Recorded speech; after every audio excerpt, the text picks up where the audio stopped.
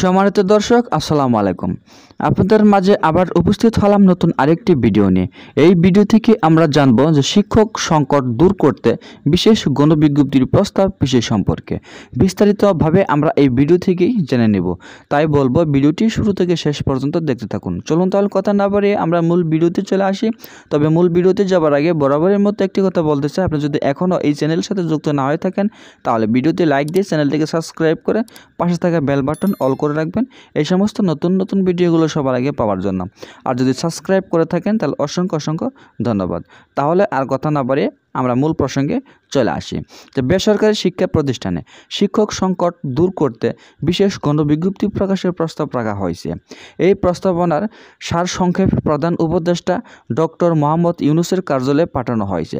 প্রধান উপদেষ্টার সম্মতি পেলে দ্রুত বিশেষ গণবিজ্ঞপ্তি প্রকাশ করা হবে জানা গেছে।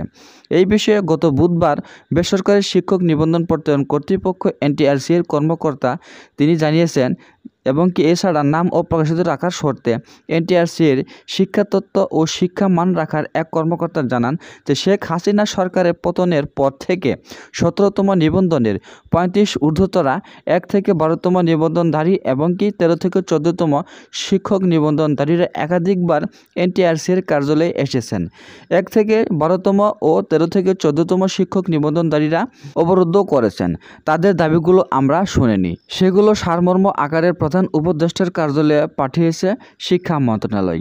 ওই কর্মকর্তা আরও জানান যে আমরা আমাদের প্রস্তাবনা রেখেছি, যেহেতু সারা দেশে শিক্ষা প্রতিষ্ঠানে শিক্ষকের ঘাটতি রয়েছে সেহেতু বয়সের বাধা দূর করে একটি বিশেষ গণবিজ্ঞপ্তি দিতে হবে। এই বিজ্ঞপ্তিতে সকল নিবন্ধনধারীরা যেন আবেদন করতে পারেন, এরপর মেরিট অনুযায়ী তাদের নিয়োগের সুপারিশ করা হবে। এটি প্রস্তাব আকারে পাঠানো হবে। প্রস্তাব অনুমোদন হলে দ্রুত সময়ের মধ্যে এই মেরিট বিষয়ের গণবিজ্ঞপ্তি প্রকাশ করা হবে।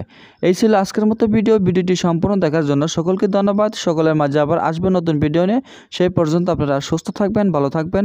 আল্লাহ হাফেজ।